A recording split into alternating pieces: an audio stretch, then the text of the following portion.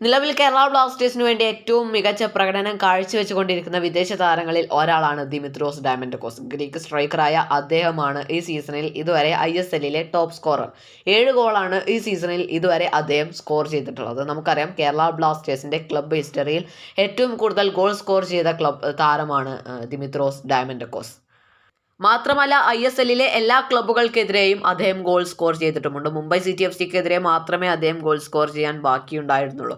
പക്ഷേ അതും അദ്ദേഹം 24-ാം തീയതി മുംബൈക്കെതിരെ ഗോൾ സ്കോർ ചെയ്തുകൊണ്ട് ആ റെക്കോർഡും തിരുത്തുകയായിരുന്നു.